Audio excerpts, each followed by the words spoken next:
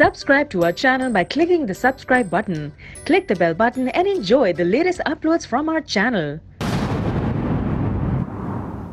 شاہ احمد نورانی کے صاحبزادے اس وقت مولانا فضل الرحمان کے ہمراہ میڈیا سے گفتگو کر رہے ہیں.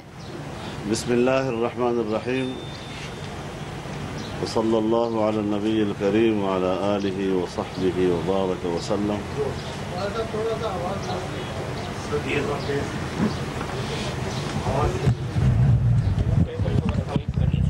ہو جائے گا رشید اس ٹیبل کو ادھر بس ہو گیا.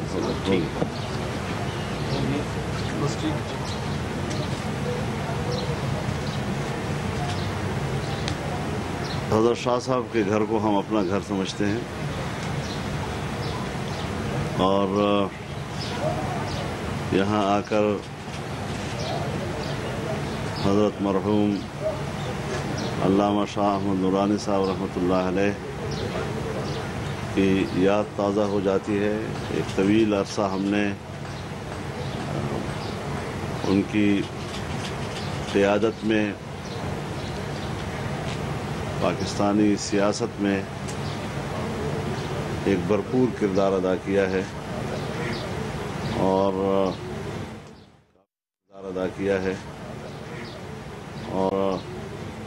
کافی عرصے سے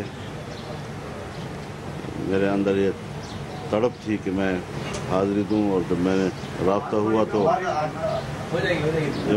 ہوا تو انہوں نے آنے کی دعوت بھی دی اور ہم بڑی خوشی سے یہاں آئے. آپ حضرات بھی تشریف لائے ہیں. آپ نے ہماری یہاں پر موجودگی کو اہمیت دی ہے. میں اس کے لیے شکر گزار ہوں آپ حضرات کا.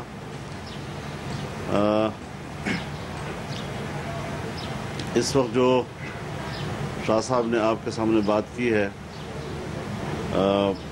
یہ باتیں اس حوالے سے اس سے پہلے بھی ہمارے درمیان ہوتی رہی ہیں اور تسلسل کے ساتھ ہوتی رہی ہیں اور آج بھی ہم نے اس پہ بات کی ہے. اور ہم منتظر ہیں کہ شاہ صاحب ہی تمام مذہبی جماعتوں کا یا MMA کے جو دوست ہیں سابقہ ان کو بلائیں تاکہ ہم مل کر آنے والے مستقبل کے لیے ایک مشترکہ لائحہ عمل تیار کریں اور یکساں پالیسیوں کے ساتھ ایک سیاسی طاقت بن کر ہم آگے بڑھیں. اس حوالے سے تو میں انڈورس کرتا ہوں ان کی اس گفتگو کو اور مزید انشاءاللہ اس کو آگے بڑھاتے رہیں گے. جی باقی تو آپ حضرات کوئی سوال کریں گے تو سوال یہ مولانا صاحب آج خورشید احمد شاہ رد عمل آئے آپ کے بیان پہ. انہوں نے کہا ہے کہ ہم نے 2014 میں جب دھرنا تھا اس وقت بھی جمہوریت بچانے کے لیے کوشش کی تھی اور آج جو نواز شریف صاحب کے استعفے کا مطالبہ کر رہے ہیں وہ بھی جمہوریت. یہ ان کی مرضی ہے کہ وہ جو چاہیں تعبیر کر لیں. یعنی وہ ڈبونے کو بھی نکالنا کہیں اور نکالنے کو بھی ڈبونا کہہ دیں. یہ تو نہیں ہو سکتا نا جی. ایک ہی بات کریں یا ان قوتوں کے ساتھ مل کر جمہوریت بچائی جا سکتی ہے یا ان قوتوں کے ساتھ مل کر جمہوریت کو سمندر میں غرق کیا جا سکتا ہے. جو قوتیں اس حوالے سے معروف ہیں کہ وہ جمہوریت کے خلاف ان کا ایک کردار رہا ہے, پھر ان قوتوں کو سپورٹ کرنا, ان کو طاقتور بنانا, ان کو حوصلہ دینا, یہ کس طرح جمہوریت کا تحفظ ہو سکتا ہے. شاہ صاحب جو کہ وہ سادات خاندان سے ان کا تعلق ہے اور ہمارے لیے وہ بڑا احترام کا رشتہ ہے. جی تو میں ان کو یہی کہوں گا کہ تم مدینہ مزاج لوگوں کی زندگی کٹ رہی ہے کوفے میں. میں یہی کہہ سکتا ہوں. مولانا صاحب یہ بتائیے گا کہ آپ ہر بات قوم کو بہت بات میں پتہ چلتی ہے. ریمنڈ ڈیوس کا کیس ہوا, رہائی کا معاملہ پتہ چلا کہ کس نے رہا کروایا ہے. اندرونی معاملات ہیں یا بیرونی سازش ہے یہ پاناما کیس کو آپ کس نظر کوئی بیرونی سازش؟ دیکھیں میں ایک گزارش کرتا ہوں. کچھ حقائق ہیں جو ہمیں تسلیم کر لینی چاہیے. اس وقت دنیا پھر تقسیم کی طرف جا رہی ہے اور جس کو ایک گریٹ گیم کے نام سے یاد کیا جا رہا ہے. پاکستان اپنے آنے والے مستقبل کے اشارے دے چکا ہے. چین پاکستان کی 70 سالہ دوستی اب ایک اقتصادی دوستی میں تبدیل ہو گئی ہے اور اس سے پاکستان نے ایک نئے مستقبل کا تعین کر دیا ہے. اس وقت چین، روس، پاکستان، ترکی ایک دوسرے کے قریب تقریباً آ چکے ہیں. اب ظاہر ہے کہ جب دنیا میں امریکہ اور مغرب کے مقابلے میں معاشی لحاظ سے چین ایک متبادل قوت کے طور پر ابھرے گا تو آپ نے خود یہ نوٹ کیا ہے کہ امریکی سربراہ نے براہ راست چائنا کو دھمکیاں بھی دی کہ حدود میں رہو ورنہ پھر نتائج سے آگاہ رہو. پھر سی پیک کا آغاز پاکستان کے راستے سے ہوا. یعنی پوری دنیا میں جو ون روڈ ون بیلٹ کے حوالے سے جو چائنا کی پالیسی تھی تو پہلا بیلٹ اس کا وہ پاکستان بنا. اب اس حوالے سے امریکہ اور انڈیا ایک دوسرے کے قریب ہو گئے ہیں اور ایک دوسرے کو دوست کہہ رہے ہیں.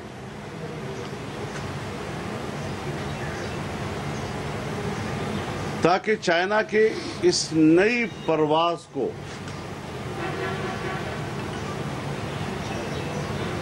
اٹھنے نہ دیا جا سکے. پاکستان جو ٹیک آف کرنا چاہتا ہے اقتصادی لحاظ سے اور پچھلے ادوار میں دیوالیہ پن کے قریب ہو گیا تھا. عالمی ادارے دنیا کو مشورہ دے رہے تھے کہ پاکستان کے ساتھ کاروبار نہ کیا جائے. یہاں کاروباری طبقہ سب کچھ سمیٹ کے ملک سے باہر جا رہا تھا. آج پھر دنیا کہتی ہے کہ پاکستان نے اقتصادی لحاظ سے اپنے آپ کو سنبھال لیا ہے، پیش رفت کے اشارے دیے ہیں، دیوالیہ پن سے نکلنے کا اندیا دیا ہے، پیسے لوگ اب پاکستان کی طرف واپس لا رہے ہیں. یہ نہیں کہا جا سکتا کہ ہر اعتبار سے ہماری معیشت جو ہے وہ مستحکم ہو گئی ہے. جی ڈی پی کی شرح نمو کے حوالے سے ہم ریکارڈ سطح پہ پہنچے ہیں اور اگلے 2 سالوں میں 7% تک جانے کا ہدف مقرر کیا ہے. فارن ریزرو کے حوالے سے $25 ارب کے ہدف کو پہلی بار پاکستان پہنچا ہے. لیکن ساتھ ساتھ تجارتی خسارے کے حوالے سے بھی مسئلہ موجود ہے، بیرونی قرضہ جات کے حوالے سے بھی. بیرونی قرضہ کوئی اچھی چیز نہیں ہوتی، لیکن قرضے لو اور پاکستان کی معیشت کو اس سے فائدہ نہ ہو تو پھر قرضے کا مفہوم اور ہوگا، اور قرضے لے کر پاکستان کی معیشت کو اس کے سہارے سے اٹھا لو، اس کا مفہوم پھر ایک اور ہو جاتا ہے. کرپشن کا کوئی کیس ان 4 سالوں میں، گزشتہ سالوں میں موجود نہیں ہے. ان تمام حوالوں کے ساتھ اب آغاز کہاں سے کیا جائے؟ اس نئے اقتصادی سفر کو سبوتاژ کرنے کا، سی پیک کو سبوتاژ کرنے کا کہاں سے آغاز کیا جائے؟ کسی بھی ملک کے اندر عدم استحکام سے فیضے سے معاملات چل رہے ہیں، کبھی دہشت گردی کے ذریعے سے اور کبھی آپ کے سیاسی بحران کے ذریعے سے. کبھی افغانستان اس کا فیض ہے، پھر مشرق وسطی میں عراق، لیبیا اور آج شام اور یمن کی صورتحال. اب صورتحال جب انڈیا اور امریکہ نے ایک دوسرے کے ساتھ ہاتھ ملا لیے ہیں تو ظاہر ہے کہ بین الاقوامی سطح پر چائنا اس کا ہدف ہوگا، خطے کے حوالے سے پاکستان اس کا ہدف ہوگا. کیا پاکستان ان حالات میں اس کا متحمل ہے کہ ہم اپنے ان حالات میں اس قسم کے بحرانوں کا شکار ہوں؟ پاکستان کی سیاست تقسیم ہو رہی ہے. जिस तरह पूरी दुनिया में हमेशा एक नजरियाती कशमकश रही, आज फिर एक कशमकश की तरफ हम जा रहे हैं। प्रो सीपैक कुव्वतें, एंटी सीपैक कुव्वतें, एक ग्रुप की लॉबी, दूसरे ग्रुप की लॉबी, इससे आपके मुल्क के आने वाले मुस्तकबिल में सियासत तकसीम होगी। इस हवाले से हम इस वक्त सियासी अदम इस्तेहकाम के मुतहम्मिल नहीं हैं, बस हमारा यही मौका है। और पानामा जो है ये वही अदम इस्तेहकाम के लिए उसको इस्तेमाल किया जा रहा है, इससे करप्शन के खात्मे का कोई ताल्लुक नहीं है हमारी नज़र में। मेरा सवाल ये है कि आज जो है आखिरी दिन था मेरे ख्याल में, अभी तक जो इत्तलात आ रही है इस्लामाबाद से, हुकूमत को जो सुप्रीम कोर्ट ने मौका दिया था कि एतराज़ात दाखिल किए जाएं, ई को समाप्त होने वाली है। अभी तक इतराज़ ये है कि हुकूमत ने कोई एतराज़ात CIT की रिपोर्ट पे दाखिल नहीं की अदालत में। क्या समझते हैं कि सूरत हाल किस तरफ जाएगी? एक तरफ वज़ीर आज़म को नाहल कराने के लिए बातें हो रही है, दूसरी तरफ दो सूबों के चीफ मिनिस्टर्स को नाहल करार देने के लिए भी अदालतों से रुजू किया गया है। आप क्या समझते हैं कि ये क्या होगा? मैं यही कह रहा हूँ कि ये सारी सूरत हाल, जब आप एक पे हमला करेंगे तो वो आप पे हमला करेगा, और इस तरीके से ये जो कशमकश है सियासी हवाले से, ये किन कुव्वतों की तक़वियत का सबब बनता है? ये मुल्क में आइंदा सियासी माहौल के लिहाज से किसको खेलने के मौके दे रहा है? कम से कम सियासतदानों के खेलने के मौके मौदूम होते चले जाएंगे, और फिर ये मुल्क, फिर हम आपस में बैठेंगे, आंदली मिल के करे आहुजारियाँ, तू हाय गुल पुकार मैं चिल्लाऊँ आए गुल, यही कसीदे हम पढ़ते रहेंगे, और ये मुश्किलात हमारी रहेंगी। मेरे ख्याल में हुकूमत भी, जो मेरी मालूमात हैं, जो उन्होंने कैबिनेट मीटिंग की है, पार्लिमानी पार्टी की मीटिंग की है, कि वो इस JIT रिपोर्ट को कोर्ट में ले जाना चाहते हैं, सुप्रीम कोर्ट में ले जाना चाहते हैं। मौलाना ये बताया कि कल जो चौधरी निसार साहब की बात है, उन्होंने वज़ीर आज़म साहब से कहा है कि अब कोई मौजिज़ा ही आपको बचा सकता है। आखिर वो क्या असबाब है? वज़ीर आज़म साहब से चौधरी निसार ने कहा कि अब कोई मौजिज़ा ही आपको बचा सकता है। आपको किसने ये बात बताई? चौधरी निसार ने ये पाकिस्तान मुस्लिम लीग का इंटरनल मैटर है। ये तो आप लोगों ने भी कहा है कि अंदर की कहानी बाहर आ गई। अब अंदर की कहानी जो है, अगर आपके घर की और मेरे घर की कहानी बाहर आ जाए तो क्या आप इसको किस तरह समझेंगे? तो मेरे ख्याल में ये घरों में, पार्टी के अंदर में झांकना, वहाँ से कोई आपस में बहस हो रही है, मुबाहिसा हो रहा है, कोई कुछ कह रहा है, कोई कुछ कह रहा है, यहाँ आप उसका नक्शा, उसकी तस्वीर ही बदल जाती है। ये बताएं कि अगर पनामा केस में जो फैसला है, अदालती फैसला, वो पनामा JTI के हक में आ गया, तो JUI का लाएअमल क्या होगा? हम अदालत से इंसाफ की तवक्को रखते हैं, तहरीक इंसाफ की नहीं। एक हफ्ते बाद जो है कुछ होने वाला, मैं खुशखबरी दूंगा, एक हफ्ते का वो टाइम दे रहे, तो ये क्या टाइम दे रहे? पिछली दफा भी उन्होंने वलीमे पे नहीं बुलाया किसी को, हम भी चाहते हैं कि इस दफा कोई वलीमा, ग्रैंड वलीमा हो उनका। मौलाना साहब, क्या आप यही समझते हैं कि इस वक्त प्रो एस्टेब्लिशमेंट एंटी एस्टेब्लिशमेंट कुव्वतों की पाकिस्तान में सियासी जमातों की सफबंदी हो रही है? देखिए, मैं एस्टेब्लिशमेंट को कभी फरीक नहीं समझता।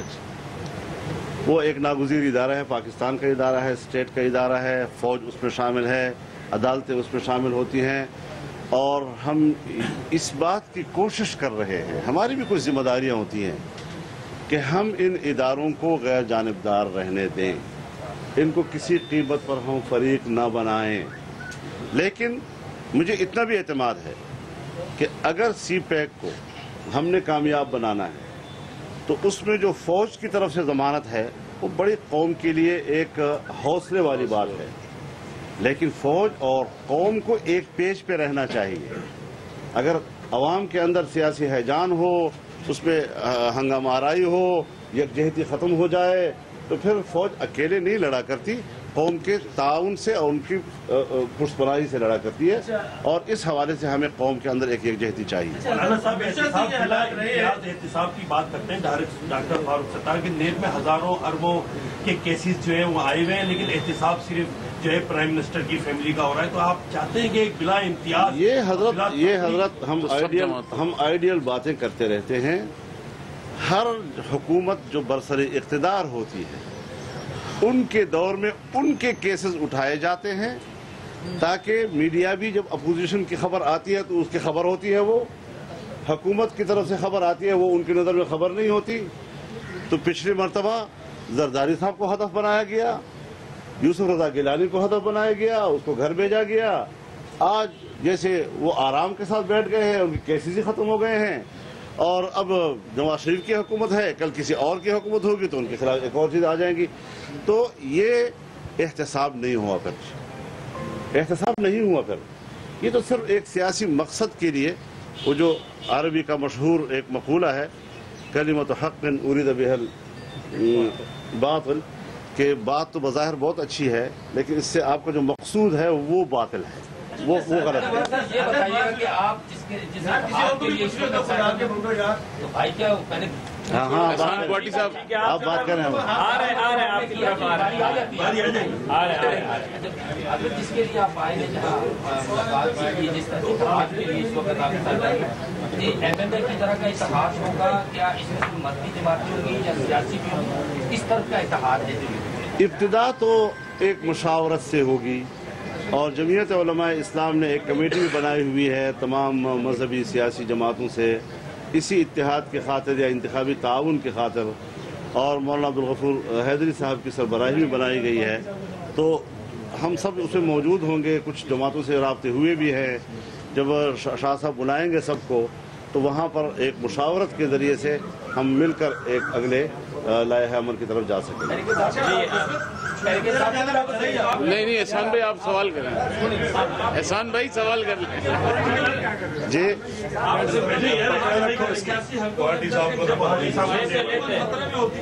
तो मौलाना साहब को आगे किया जाता है कि उसके लिए राय अम्मा को हमवार करें तमाम सियासी जमातों से मिलकर, इस बारे में आप क्या कहेंगे? इस बार भी यही तासुब दिया जा रहा है। देखिए, मैं एक पाकिस्तान का सियासी कारकुन हूँ लेकिन तजर्बा बहुत ज़्यादा है मुझे। जिस गहराई से मैं मुल्क के हालात को देखता हूँ और समझ लेता हूँ और भांप लेता हूँ, उसको इन चुटकुलियों से ज़ाया न किया जाए। जो आप जिस अंदाज में सवाल कर रहे हैं, मुझे कोई रहनुमाई नहीं दे रहा होता, मैं कोशिश कर रहा होता हूँ कि मैं दूसरों को रहनुमाई दूँ और उनको बताऊँ कि आप जिस तरफ जा रहे हैं वो मुल्क के लिए ठीक नहीं है। हमारी एक कमिटमेंट है कि हम मुल्क के साथ खड़े हैं, आइन के साथ खड़े हैं। अब जहाँ पर फरीक बन जाते हैं और मैं एक सही बात कह रहा हूँ और मुल्क के लिए कह रहा हूँ और बैनुल-अक़वामी हालात के तनाज़ुर में कह रहा हूँ, तो उसको उसी हवाले से ज़ेर गौर तो लाया जाए।